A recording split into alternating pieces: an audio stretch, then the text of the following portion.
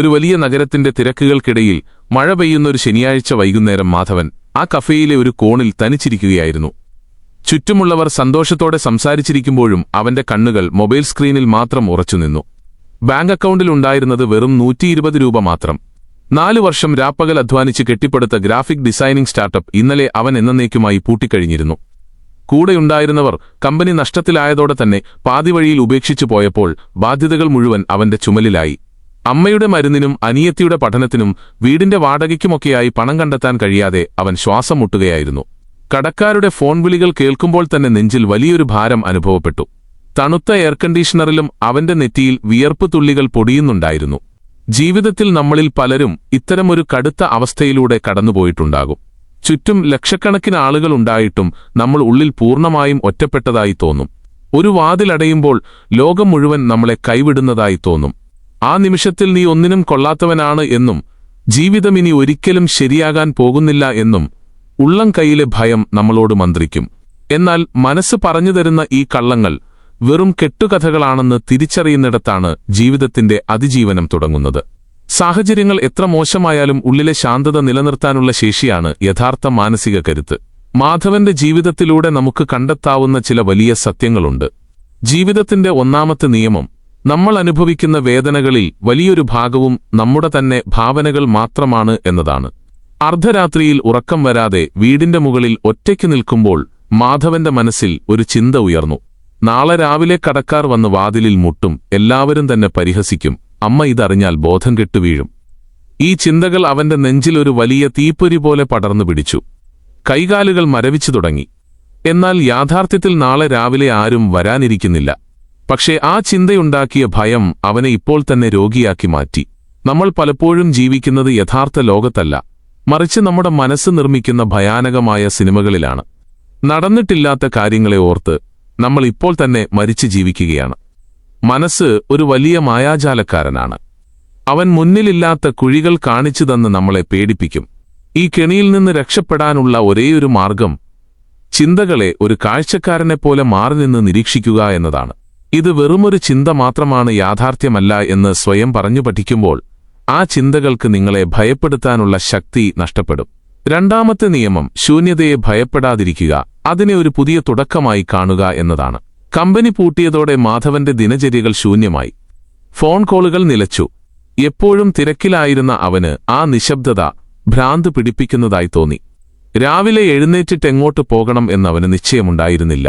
ജീവിതം എപ്പോഴും എന്തെങ്കിലും കൊണ്ട് നിറഞ്ഞിരിക്കണം എന്ന് നാം കരുതാറുണ്ട്. ജോലിയിൽ നിന്നും സൗഹൃദങ്ങളിൽ നിന്നും പെട്ടെന്നൊരു മാറ്റം വരുമ്പോൾ നമ്മൾ വലിയ നിരാശയിലേക്ക് വീഴുന്നു. എന്നാൽ ഒരു വിത്ത് മണ്ണിൽ കിടക്കുന്നത് പൂർണ്ണമായ നിശബ്ദതയിലും ഇരുട്ടിലുമാണ്. ആ ശൂന്യതയിലാണ് ഒരു വലിയ ജീവൻ മുളപൊട്ടുന്നത്. നിങ്ങളുടെ ജീവിതത്തിൽ ഇപ്പോൾ ഒന്നും സംഭവിക്കുന്നില്ലെങ്കിൽ, എല്ലാവരും നിങ്ങളെ കൈവിട്ടിട്ടുണ്ടെങ്കിൽ, അതിനർത്ഥം പ്രകൃതി നിങ്ങളെ അടുത്ത വലിയ ഘട്ടത്തിലേക്ക് ഒരുക്കുകയാണ് എന്നാണ്. ആ നിശബ്ദതയെ ഭയപ്പെടാതെ സ്വന്തം തെറ്റുകളെയും കഴിവുകളെയും കുറിച്ച് ആഴത്തിൽ ചിന്തിക്കാനുള്ള അവസരമായി അതിനെ മാറ്റുക. ശൂന്യമായ പാത്രത്തിൽ മാത്രമേ പുതിയവ നിറയ്ക്കാൻ കഴിയൂ. മൂന്നാമത്തെ നിയമം: നിങ്ങൾ മറ്റുള്ളവർക്ക് നൽകുന്ന സ്നേഹത്തിന്റെയും സഹായത്തിന്റെയും യഥാർത്ഥ വില നിങ്ങളിൽ നിന്ന് തന്നെയാണ് വരുന്നത്, അത് അവരിൽ നിന്നല്ല എന്നതാണ്. മാധവനെ ഈ തകർച്ചയിൽ ഏറ്റവും കൂടുതൽ വേദനിപ്പിച്ചതുകൂടെ ഉണ്ടായിരുന്നവരുടെ മനോഭാവമായിരുന്നു. പണവും പദവിയും ഉണ്ടായിരുന്നപ്പോൾ കൂടെ നിന്നവർ പ്രതിസന്ധി വന്നപ്പോൾ വളരെ പെട്ടെന്ന് മുഖം തിരിച്ചു. ഞാൻ അവർക്കായി എന്റെ ജീവിതത്തിലെ നല്ലൊരു സമയം മാറ്റിവെച്ചിട്ടും അവരെന്നെ മനസ്സിലാക്കിയില്ലല്ലോ എന്ന ചിന്ത അവനെ ഉള്ളിൽ നിന്ന് ദഹിപ്പിച്ചുകൊണ്ടിരുന്നു. രാത്രികളിൽ അവൻ പഴയ മെസ്സേജുകൾ നോക്കി കരയുമായിരുന്നു. നമ്മൾ പലപ്പോഴും മറ്റുള്ളവരെ സ്നേഹിക്കുന്നതും സഹായിക്കുന്നതും തിരിച്ച് എന്തെങ്കിലും പ്രതീക്ഷിച്ചുകൊണ്ടാണ്. അങ്ങനെയെങ്കിൽ അത് സ്നേഹമല്ല, മറിച്ചൊരു കച്ചവടമാണ്. നിങ്ങളൊരാളെ സഹായിച്ചെങ്കിൽ അത് നിങ്ങളുടെ നല്ല മനസ്സുകൊണ്ടാണ്. അതിന്റെ മൂല്യം അവിടെ കഴിഞ്ഞു. അവർ തിരിച്ച് നന്ദി കാണിച്ചില്ലെങ്കിൽ അത് അവരുടെ സംസ്കാരത്തിന്റെ പ്രശ്നമാണ്, നിങ്ങളുടെ വ്യക്തിത്വത്തിന്റെ പരാജയമല്ല. ഈ ലോകത്ത് ആളുകൾ മാറും, സാഹചര്യങ്ങൾ മാറും. മനുഷ്യരുടെ സ്വാഭാവികമായ ഈ മാറ്റത്തെ അംഗീകരിക്കാൻ പഠിക്കുമ്പോൾ ആരുടെയും പെരുമാറ്റം നിങ്ങളെ വേദനിപ്പിക്കാതാകും. നിങ്ങളുടെ സന്തോഷം മറ്റൊരാളുടെ നന്ദിവാക്കുകളിൽ തൂക്കിക്കൊടുക്കരുത്. നാലാമത്തെ നിയമം: പരാജയമെന്നത് നിങ്ങളുടെ ഐഡന്റിറ്റി അല്ല, അത് വെറുമൊരു സംഭവം മാത്രമാണ് എന്നതാണ്. മാധവൻ ഓഫീസിലെ സാധനങ്ങളെല്ലാം ഒതുക്കിവെച്ച് അച്ഛന്റെ പഴയൊരു സൈക്കിൾ എടുത്ത് നഗരത്തിലൂടെ വെറുതെ യാത്ര ചെയ്യാൻ തുടങ്ങി. പണ്ട് ലക്ഷങ്ങൾ വിലയുള്ള കാറിൽ നടന്നിരുന്ന അവനിന്ന് സൈക്കിളിലാണ് യാത്ര ചെയ്യുന്നത്. വഴിയിൽ വെച്ച് പഴയ ചില ബിസിനസ് സുഹൃത്തുക്കളെ കണ്ടപ്പോൾ അവൻ മുഖം തിരിച്ചു മാറി നടന്നു. താൻ വലിയൊരു പരാജയമാണെന്ന ചിന്ത അവനെ അത്രമാത്രം വേട്ടയാടുന്നുണ്ടായിരുന്നു. ആളുകൾ തന്നെ പരിഹാസത്തോടെ മാത്രമേ കാണൂ എന്നവൻ ഉറപ്പിച്ചു. ഇവിടെയാണ് മനുഷ്യർക്ക് പറ്റുന്ന ഏറ്റവും വലിയ തെറ്റ്. ഒരു പരീക്ഷയിൽ തോറ്റാൽ നമ്മൾ പറയും ഞാനൊരു തോൽവിയാണ് എന്ന്. ഒരു ബിസിനസ് പരാജയപ്പെട്ടാൽ നമ്മൾ കരുതും നമ്മൾ ഒന്നിനും കൊള്ളാത്തവനാണെന്ന്. എന്നാൽ ഓർക്കുക, പരാജയമെന്നത് ജീവിതത്തിൽ സംഭവിച്ച ഒരു കാര്യം മാത്രമാണ്. അത് നിങ്ങളല്ല. തോറ്റത് നിങ്ങളല്ല, നിങ്ങൾ ഉപയോഗിച്ച തന്ത്രങ്ങളാണ്. നിങ്ങളും നിങ്ങളുടെ പ്രവൃത്തികളും രണ്ടാണ്. ഒരു ക്രിക്കറ്റ് കളിക്കാരൻ ഒരു കളിയിൽ 0-ന് പുറത്തായാൽ അവൻ ക്രിക്കറ്റ് കളിക്കാൻ അറിയാത്തവനാകുന്നില്ല. അടുത്ത കളിയിൽ അവൻ സെഞ്ചുറി അടിച്ചേക്കാം. നിങ്ങളുടെ കഴിഞ്ഞകാല പരാജയങ്ങളുടെ ലേബൽ നിങ്ങളുടെ നെറ്റിയിൽ ഒട്ടിച്ച് നടക്കുന്നത് നിർത്തുക. 5ാമത്തെ നിയമം, നിങ്ങളെക്കുറിച്ചുള്ള മറ്റുള്ളവരുടെ അഭിപ്രായങ്ങൾ അവരുടെ മാത്രം മനസ്സിന്റെ പ്രതിഫലനമാണ്, നിങ്ങളുടേതല്ല എന്നതാണ്. ഒരു ദിവസം മാധവൻ അമ്മയുടെ മരുന്ന് വാങ്ങാൻ ടൗണിലെ മെഡിക്കൽ ഷോപ്പിൽ പോയതായിരുന്നു. അവിടെയുണ്ടായിരുന്ന നാട്ടുകാരായ ചിലർ അവനെ നോക്കി അടക്കം പറയുന്നത് അവൻ കേട്ടു. വലിയ കമ്പനിയൊക്കെ നടത്തി അവസാനം അപ്പന്റെ സമ്പാദ്യവും കളഞ്ഞിരിക്കുകയാണ്, വലിയ ആളാകാൻ നോക്കിയതാ എന്നവർ പറയുന്നത് കേട്ടപ്പോൾ അവന്റെ രക്തം തിളച്ചു. വീട്ടിൽ തിരിച്ചെത്തിയിട്ടും ആ വാക്കുകൾ അവന്റെ കാതുകളിൽ മുഴങ്ങിക്കൊണ്ടേയിരുന്നു. ഒരാൾ നമുക്കൊരു സമ്മാനം തരുമ്പോൾ നമ്മളത് വാങ്ങിയില്ലെങ്കിൽ ആ സമ്മാനം ആരുടെ കയ്യിലിരിക്കും? അത് തന്നയാളുടെ കയ്യിൽ തന്നെ ഇരിക്കും. അതുപോലെ തന്നെയാണ് മറ്റുള്ളവരുടെ ആക്ഷേപങ്ങളും പരിഹാസങ്ങളും. ഒരാൾ നിങ്ങളെ മോശക്കാരനെന്ന് വിളിച്ചാൽ അത് അവരുടെ ഉള്ളിലെ അസൂയയോ വിവരക്കേടോ കൊണ്ടാണ്. അത് നിങ്ങളുടെ ഉള്ളിലേക്ക് എടുക്കേണ്ട യാതൊരു കാര്യവുമില്ല. ലോകത്തിന് എപ്പോഴും അഭിപ്രായങ്ങളുണ്ടാകും. അതിനെയെല്ലാം തലയിലേറ്റിവെക്കാൻ പോയാൽ സ്വന്തം ജീവിതം ജീവിക്കാൻ നിങ്ങൾക്ക് സമയം കാണില്ല. നിങ്ങളെ ഏറ്റവും നന്നായി അറിയാവുന്നത് നിങ്ങൾക്ക് മാത്രമാണ്. 6ാമത്തെ നിയമം, പ്രതികാര ചിന്തകളെ ഉള്ളിൽ വളർത്തരുത് എന്നതാണ്. അത് മറ്റാരെയുമല്ല, ആദ്യം നശിപ്പിക്കുന്നത് നിങ്ങളെ തന്നെയാണ്. തന്നെ ചതിച്ചുപോയ സുഹൃത്തുക്കളെ എങ്ങനെ തകർക്കാം എന്നതിനെക്കുറിച്ച് മാത്രമായിരുന്നു മാധവൻ പിന്നീട് ചിന്തിച്ചിരുന്നത്. അവരെക്കാൾ വലിയ നിലയിലെത്തി പാഠം പഠിപ്പിക്കണം എന്ന കടുത്ത വാശി അവന്റെ ഉള്ളിൽ നിറഞ്ഞു നിന്നു. ആ വാശി കാരണം പുതിയൊരു കാര്യത്തിലും ശ്രദ്ധ കേന്ദ്രീകരിക്കാൻ അവന് കഴിഞ്ഞില്ല. രാത്രികളിൽ ഉറക്കം വരാതെ അവരുടെ സോഷ്യൽ മീഡിയ പ്രൊഫൈലുകൾ നോക്കി അവൻ സ്വയം ദേഷ്യപ്പെട്ടു. പ്രതികാരം എന്നത് കയ്യിൽ പിടിച്ചിരിക്കുന്ന ഒരു കനൽക്കട്ട പോലെയാണ്. അത് മറ്റുള്ളവർക്ക് നേരെ എറിയുന്നതിന് മുൻപ് നമ്മുടെ കൈകളെയാണ് അത് പൊള്ളിക്കുന്നത്. ആരെങ്കിലും നിങ്ങളെ ചതിച്ചിട്ടുണ്ടെങ്കിൽ അവരോട് ക്ഷമിക്കുക എന്നതിനർത്ഥം അവരുടെ തെറ്റുകളെ ന്യായീകരിക്കുന്നു എന്നല്ല, മറിച്ച് നിങ്ങളുടെ സമാധാനം അവർക്കു വേണ്ടി ഇനി കളയില്ല എന്ന് തീരുമാനിക്കലാണ്. അവരെ മനസ്സിൽ നിന്ന് പൂർണ്ണമായും വിട്ടുകളയുക. നിങ്ങളുടെ ഊർജം അവരെ തകർക്കാനല്ല, നിങ്ങളുടെ തകർന്ന ജീവിതം തിരികെ കെട്ടിപ്പടുക്കാനാണ് ഉപയോഗിക്കേണ്ടത്. 7ാമത്തെ നിയമം, എല്ലാ കാര്യങ്ങളും പെട്ടെന്ന് വേണം എന്ന ധൃതി ഉപേക്ഷിച്ച് പ്രകൃതിയുടെ സമയത്തെ മാനിക്കുക എന്നതാണ്. മാധവൻ പുതിയൊരു ജോലിക്ക് ശ്രമിക്കാൻ തുടങ്ങി. പല കമ്പനികളിലും ഇന്റർവ്യൂ നൽകിയെങ്കിലും ഒരിടത്തു നിന്നും മറുപടി ലഭിച്ചില്ല. ദിവസങ്ങൾ കടന്നുപോകുന്തോറും അവന്റെ അക്ഷമ കൂടി വന്നു. എന്തുകൊണ്ടാണ് എനിക്ക് മാത്രമൊന്നും പെട്ടെന്ന് ശരിയാകാത്തത്? പ്രകൃതിക്ക് എന്നോട് എന്തോ ശത്രുതയുണ്ടെന്ന് കരുതി അവൻ വിധിയെ ശപിച്ചു. വീണ്ടും നിരാശ അവന്റെ മനസ്സിനെ കീഴടക്കി. നമ്മൾ ജീവിക്കുന്നത് ഒരു ഇൻസ്റ്റന്റ് ലോകത്താണ്. ഒരു ക്ലിക്കിൽ ഭക്ഷണം വരുന്നു, ഒരു ക്ലിക്കിൽ സന്ദേശങ്ങൾ പോകുന്നു. അതുകൊണ്ട് ജീവിതത്തിലെ വിജയങ്ങളും പെട്ടെന്ന് വേണം എന്ന് നമ്മൾ വാശിപിടിക്കുന്നു.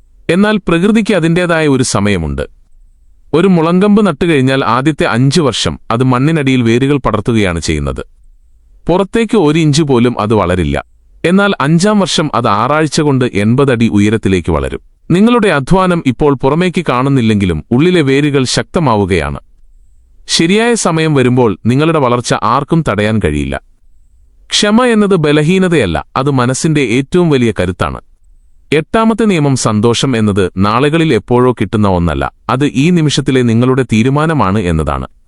ഒരു ദിവസം രാവിലെ ഉമ്മറത്തിരുന്ന് ചായ കുടിക്കുമ്പോൾ മാധവന്റെ അമ്മ അരികിലിരുന്ന് ശാന്തമായി പുഞ്ചിരിച്ചുകൊണ്ട് പറഞ്ഞു, നമുക്ക് വലിയ വീടോ പണമോ ഇപ്പോൾ ഇല്ലായിരിക്കാം മാധവ, പക്ഷെ നമ്മളെല്ലാവരും ആരോഗ്യത്തോടെ ഒരുമിച്ചുണ്ടല്ലോ. നീ ഈ കുടിക്കുന്ന ചായയ്ക്ക് എന്ത് രുചിയാണ്, അതിലേക്ക് ശ്രദ്ധിക്കൂ എന്ന് അമ്മ പറഞ്ഞപ്പോൾ അവന്റെ ഉള്ളിൽ വലിയൊരു വെളിച്ചം നിറഞ്ഞു. എനിക്ക് ആ ജോലി കിട്ടുമ്പോൾ ഞാൻ സന്തോഷവാനാകും, കടം തീരുമ്പോൾ ഞാൻ സമാധാനത്തോടെ ജീവിക്കും എന്നൊക്കെയാണ് നമ്മൾ എപ്പോഴും കരുതുന്നത്.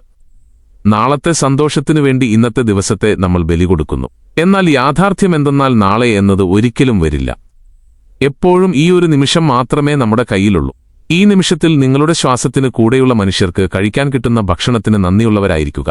അവിടെയാണ് സമാധാനത്തിന്റെ തുടക്കം. മാധവൻ തന്റെ ഉള്ളിലെ മാറ്റം തിരിച്ചറിഞ്ഞു.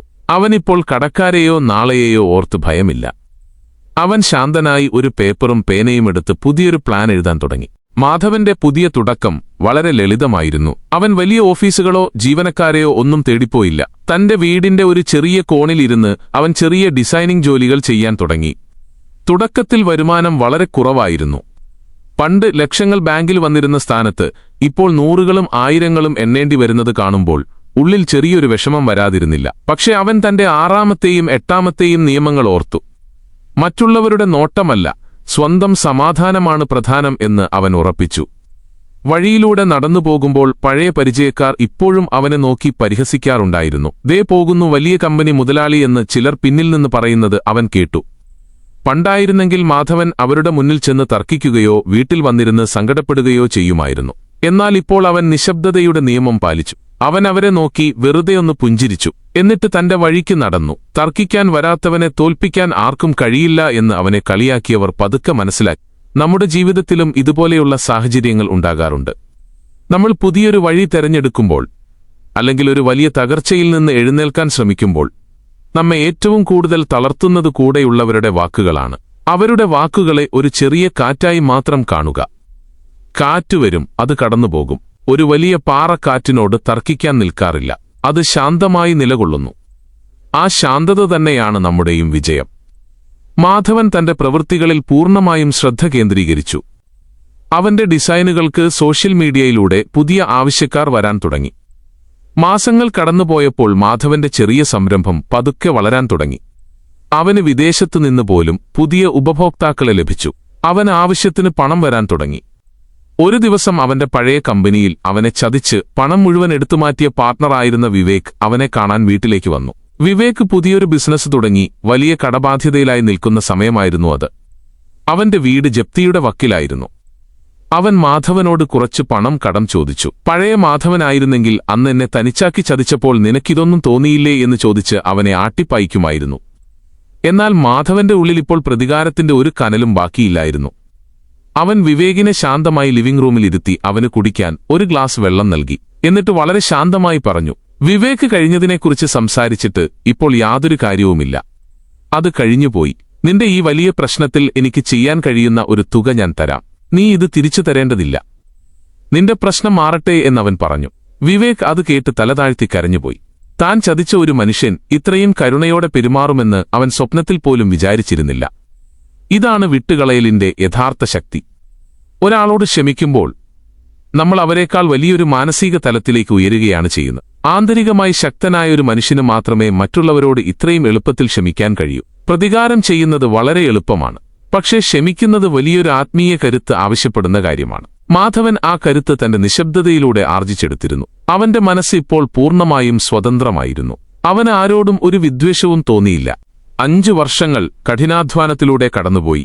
മാധവൻ ഇന്ന് കേരളത്തിലെ ഏറ്റവും വലിയ ഡിസൈൻ ഏജൻസികളിൽ ഒന്നിന്റെ ഉടമയായി മാറിയിരിക്കുന്നു. 50ലധികം യുവാക്കൾ ഇന്ന് അവന്റെ കമ്പനിയിൽ ജോലി ചെയ്യുന്നുണ്ട്. പണ്ടത്തെപ്പോലെ അഹങ്കാരമോ ആഡംബരമോ അവനെ ഒട്ടും ബാധിച്ചതേയില്ല. അവൻ ഇന്നും വളരെ ലളിതമായി ജീവിക്കുന്നു. തന്റെ ഓഫീസിലെ ജീവനക്കാരോട് അവൻ എപ്പോഴും ഒരു സുഹൃത്തിനെപ്പോലെ കരുണയോടെ പെരുമാറി.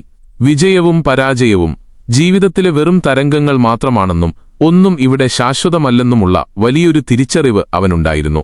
ഒരു ശനിയാഴ്ച വൈകുന്നേരം അവൻ വീണ്ടും അതേ പഴയ കഫേയിൽ ചെന്നിരുന്നു. അന്ന് കയ്യിൽ വെറും 120 രൂപയുമായി ഇരുന്ന അതേ മേശപ്പുറത്ത് ഇന്ന് അവന്റെ വലിയൊരു കാറിന്റെ കീ ഇരിപ്പുണ്ട്. പക്ഷേ അവന്റെ മനസ്സിൽ അന്നത്തെപ്പോലെ ഒരു അശാന്തിയുമില്ല. ഇന്നത്തെ വിജയത്തിന്റെ വലിയ അഹങ്കാരവുമില്ല. അവൻ തന്റെ ഫോണിലേക്ക് നോക്കി.